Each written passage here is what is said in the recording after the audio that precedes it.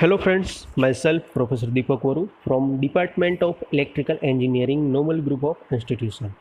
In today's lecture, we will see one of the interesting subject of electrical engineering, that is industrial instrumentation. In this subject, we will start with Unit 1, that is transducer. So first of all, let us see the principle of transducer. Transducer can be defined as a device which convert energy from one form to another. Electrical transducer, it is defined as a device which convert a physical quantity or physical condition into an electrical signal. Now let us see the advantages of electrical transducer. The first one is electrical amplification can be done easily. Effects of friction are minimized. Electrical or electronic system can be controlled with a very small power level. The electrical output can be easily used, transmitted and processed for the purpose of measurement. Due to the development in the field of electronic components, components are compact in size. Now let us see some of the classification of transducer. So we can say that transducer are broadly classified into 5 types.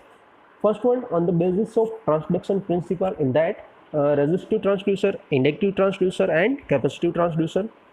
Second, active and passive transducer, primary and secondary transducer, analog and digital transducer, and the last one is transducer and inverse transducer.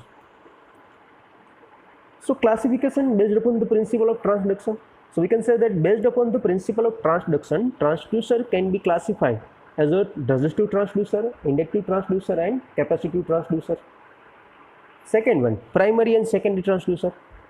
Here we will take one example, in that the Bourdon tube acts as a primary detector, senses the pressure and convert the pressure into displacement of its free end. The displacement of free end moves core of LVDT, which is produce output voltage.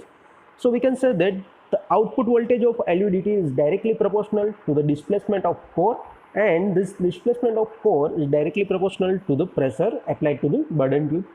Here, two stages of transduction is occurred. So Bourdon tube is called primary transducer and LVDT is called secondary transducer.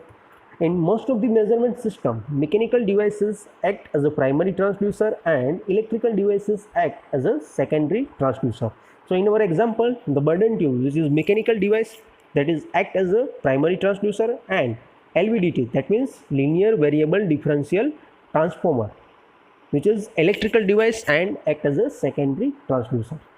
Now the next one is active and passive transducer. So first of all, let us see about active transducer. Active transducer are those which does not require an auxiliary power source to produce their output.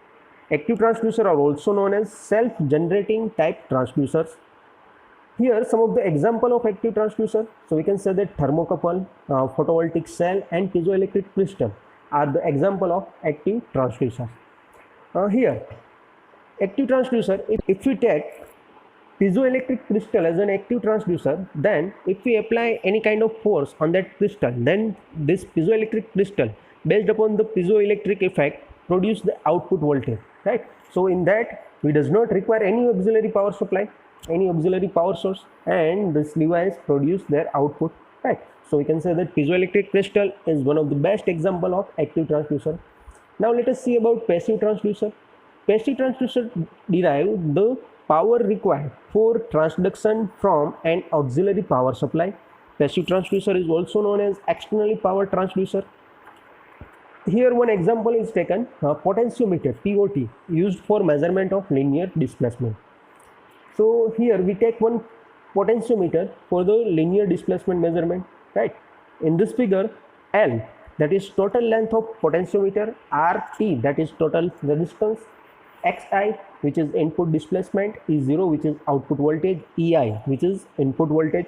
So we can derive the relation between input and output voltage, that is E0 is equal to Xi divided by L multiplied by Ei. In the absence of external powers, this type of transducer cannot work. Now let us see about analog and digital transducer. So first of all, analog transducer. These transducers convert the input quantity into an analog output, which is continuous function of time. Some of the example of analog transducers are strain gauge, LVDT, thermocouple. Next one is digital transducer. These transducers convert the input quantity into an electrical output, which is in the form of pulses.